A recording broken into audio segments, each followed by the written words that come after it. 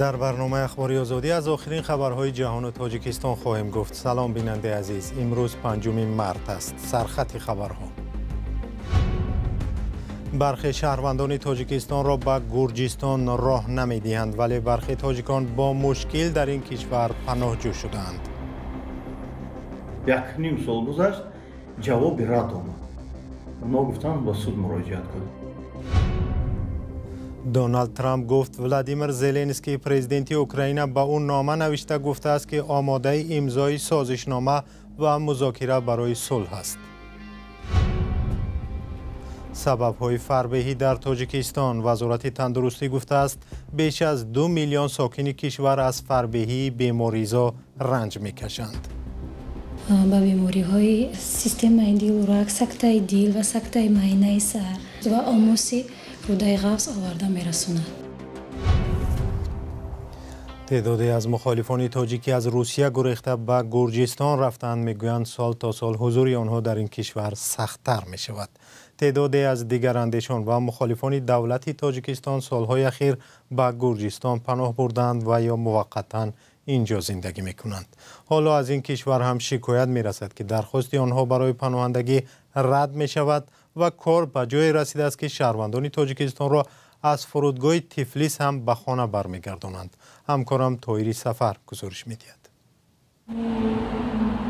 اسماعیل خالف پناهجوی تاجیک به واسطه دادگاه توانست در گرجستان اجازه اقامت 1 ساله را به دست آورد. از این پیش خدمات مهاجرت درخواست او را مثل اکثر دیگر پناهجویان تاجیک رد کرد. اسماعیل خالف عضو گروه 24 است و میگوید سال 2023 در پی زیاد شدن تعقیب و فشار مقامات از روسیه به گرجستان گریخت و درخواست پناهندگی کرد. یک نیم سال گذشت، جواب رد آمد. اونا گفتن با سود مراجعت کنید. امروز خدا را شکر 1-2 ساعت پیش سود ما بود.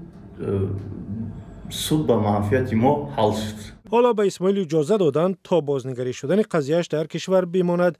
از سال 2011 با اهل خانواده‌اش در روسیه زندگی می‌کرد. میگوید راننده بود، حق اقامت داشت، اما سال 2015 به نقل خود او بعد از صحبت در برنامه‌های مخالفان و پیوستن به گروه 24 که فعالیتش در تاجیکستان ممنوع است، با درخواست مقامات تاجیکستان در مسکو دستگیر شد.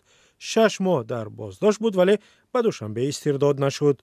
مقامات تاجیکستان به روسیه با نامه فرستادند که همین شخص رو به ما تسلیم کنید. 5 سال سودبازی همین خیلی رفتیم. ادوکات ما رو گفت که روسیه را ترک. در تاجیکستان به ضد اسماعیل خالف پرونده باز شده است. میگوید در همکاری با سازمان و حزب‌های فعالیتشان ممنوع گمان زده است. اسماعیل خالف که حالا در گرجستان پناه بردنش را پنهان نمی‌دارد، میگوید تلاش دارد اینجا پناهندگی بگیرد. نسبت به روسیه، نسبت به ترکیه، نسبت به دیگر جایی که بچه‌های گروه 24 هم گروه سیاسی، نه اینکه 24 سیاسی رو میدوزن میبرن و این خیلی میکنن، اینجا خیلی امن است. اما معلوم نیست گرجستان بعد درخواست او چه پاسخ می‌دهد. با گفته برخی از حامیان حقوق و تاجیکانی که در این کشور قرار دارند، برخورد مقامات گرجستان وقت‌های اخیر مخصوصاً پس از حادثه کراکوس با شهروندان تاجیکستان خوب نیست. از 5 نفری که برای پناهندگی مراجعه کردند، 3 نفرشان رد شده، 1 نفر دیگر همچون پناهنده اعتراف شده است و حالت 1 نفر دیگر هنوز در بررسی می باشد. سبب‌های رد کردن پناهندگی نیز در جواب‌های رسمی مقامات اساساً به خطر به امنیت ملی در گرجستان اشاره می شود. تاجیکستان از جمله کشورهایی است که شهروندانش می توانند بدون ویزا به گرجستان سفر و 1 سال زندگی کنند، اما بعد از حمله به کراکوس راه یافتن تاجیکان به این کشور دشوار شد و برابر آمدن اکثر آنهایی که بلیطی بازگشت ندارند از گرجستان بیرون کرده می شوند. ماه اپریل سال گذشته تنها از 1 خط سیری که وارد تفلیس شد 10 شهروند تاجیکستان را پس گرداندند. موقع رسمی مقامات تاجیکستان و گرجستان در این مسئله معلوم نیست. رو می‌آوریم به مسائل بین المللی. دونالد ترامپ پرزیدنت ایالات متحده آمریکا روز 4 مارس در کنگره درباره اینکه در 6 هفته چی کارها را انجام داده است و آینده چی نقشه‌ها دارد صحبت کرد. او درباره جنگ در اوکراین نیز گپ زد و گفت ولادیمیر زلنسکی با اون نامه نوشته گفته است که آماده مذاکرات صلح است. تفصیلات از همکارم کیومر سیاتا. دونالد ترامپ پرزیدنت ایالات متحده درباره 6 هفته کارش در کنگره صحبت کرد. او که بار دوم پرزیدنت امریکا شده است در یک مدت کوتاه قرارهای زیادی را امضا نمود. ما در 43 روز به کارهای دست یافتیم که رهبران دیگر در 4 یا 8 سال انجام میدادند. این آغاز کار است. ترامپ که وعده قطع جنگ در اوکراین را داده است، گفت که مسکو و کیف برای مذاکره صلح آماده اند.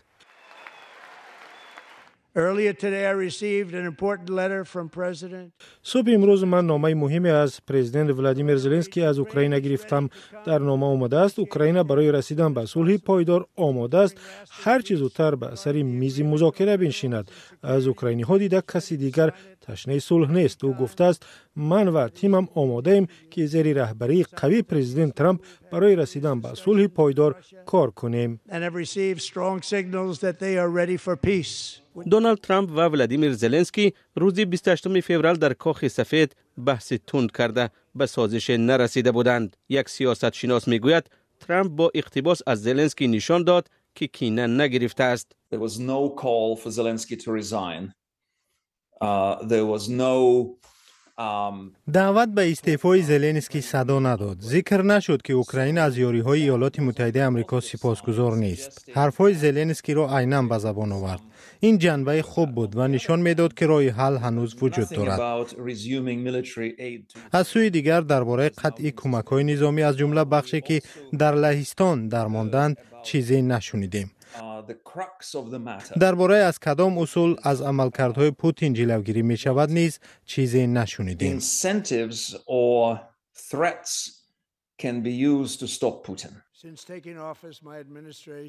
ترامپ از کارهایش درباره منع و اخراج مهاجران، صرفه‌جویی پول بودجه و جاری کردن تعرفه ها به مال و محصولات خارجی گفت. فکر نمی کنم که از پرخاشگری و خشمالودی زیادی او کسی حیران شده باشد. به فکر من این پرزیدنتی است که خود را آزاد حس می کند.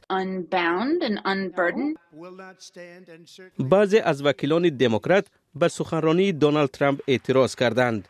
یکی را از تالار پیش کردند و چند اختیاری از مراسم سخنرانی ترامپ بیرون شدند.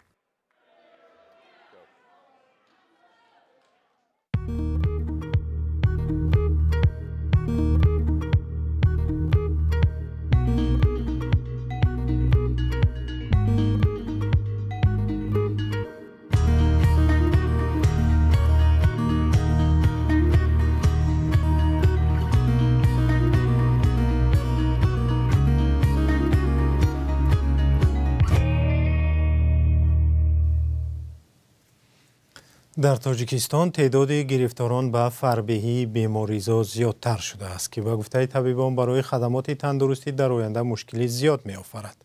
به گفته مقامات تقریباً 2 میلیون نفر از اهالی تاجیکستان وزن زیاد دارند که برای صحتی انسان خطرناک است و باید پیش روی آن را گرفت. براد یوسفی این موضوع را تحقیق کرد. منیژه احمدова خبرنگاری تاجیک که چند سال باز از گرانوزنی اذیت میکشید در 1 سال و 3 ماه وزن خود را 27 کیلو کم کرده است. گرانوزنی او را با چند بیماری و مشکلی گرفتار کرده بود. برای خودم یک سیستمی معین رو انتخاب کردم. یعنی چی؟ هر سحر مشق کردن در حجم 8-10 دقیقه بسیار نیست چون که به دلم نزند. بعد بگو پس از خوراک شام راه گشتند تو 10,000-12,000 قدم موندن. این چیز حتمی است. سبب فربهی آدمان را طبیبان از معیار زیاد جمع شدن چربو در بدن میدانند که علت و عامل‌های گوناگون دارد. غذای کربوهیدرات‌های تیز حل شونده، چربو، سفیده‌ها، چربوهای حیوان‌ها و استعمال نمودن فست فودها، از معیار زیاد استفاده بودن فست فودها به فربهی گرفتار می‌شوند. طبیبان گرانوزنی و یا فربهی را بیماری می‌دانند. و قول آنها فربهی عامل برانگیزنده چند نوعی بیماری ها می باشد. این به بیماری های سیستم دل و رگ، سکته دل و سکته معده سر، بیماری های سنگ تلخه، بیماری های پوست و آموس روده قفز آورده می رسوند.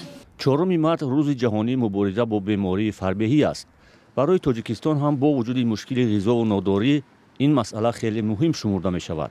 غفور محسیزاده معاون اول وزیر تندرستی تاجیکستان سال گذشته گفته بود 17% اهالی کشور تقریبا 2 میلیون نفر وزن زیاد داشته بیش از 13% از فربهی رنج میکشند.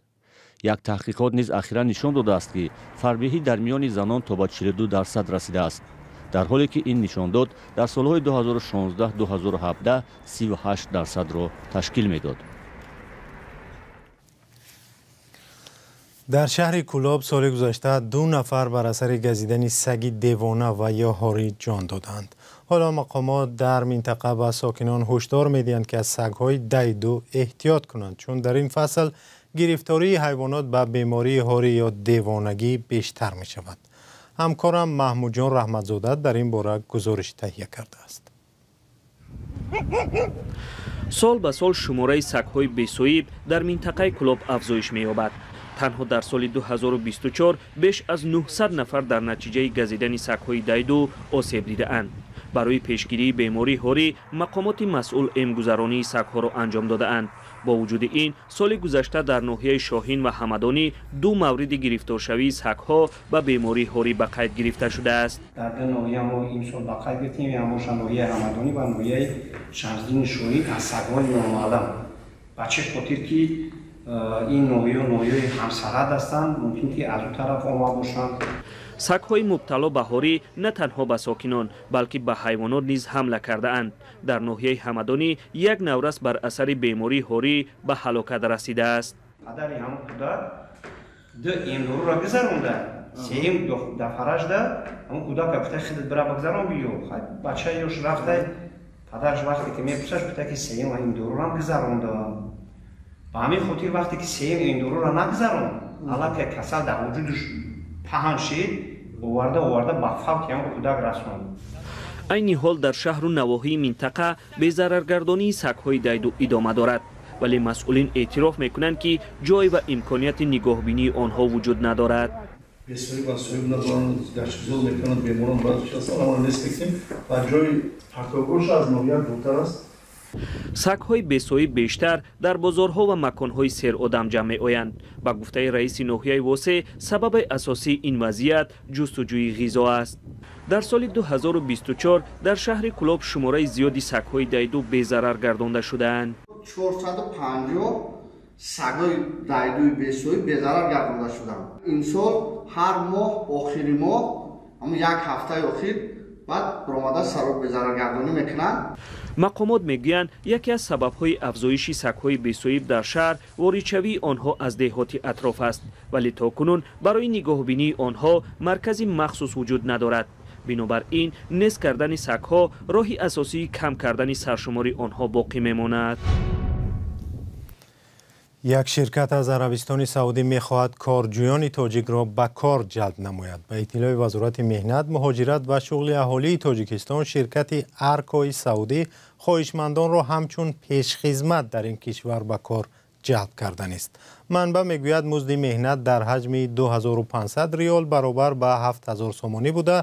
داوطلبان بعد صحبت با نماینده ارکا به کار گرفته می شوند. سن و سال از 21 تا 35 ساله، دانستن زبان‌های انگلیسی و عربی در سطح معاشرت و نداشتن داغ سودی طلبات است که برای داوطلبان پیش بینی شده است. با گفته مسئولان، خواهشمندان ناوبسته از جنسیت به کار گرفته شده در شهرهای گوناگون عربستان سعودی به حیث پیشخدمت کار میکنند. منبع تاکید نمود که جلب کارجویان تاجیک بر اساس یادداشت تفاهم بین دو کشور صورت میگیرد و در نظر است تا 20,000 کارجوی تاجیک در بخش‌های گوناگون خدمت رسانی در شهرهای گوناگون عربستان سعودی به کار جلب کردند. مقامات تاجیکستان سالهاست تلاش دارند که راه مهاجران تاجیک بجز از روسیه به کشورهای دیگر هم باز شود. طبق آمار رسمی بیشتر مهاجران تاجیک به روسیه و یک قسم دیگر برای کار به قزاقستان می روند. سپاس که ما را همراهی نمودید. بیشتر خبرهای ما را در سامانه آزادیار و صفحه‌های رادیو آزادی در فیسبوک، اینستاگرام، یوتیوب و تلگرام و تیک تاک و ایکس پیگیری کنید. خدا نگهدار.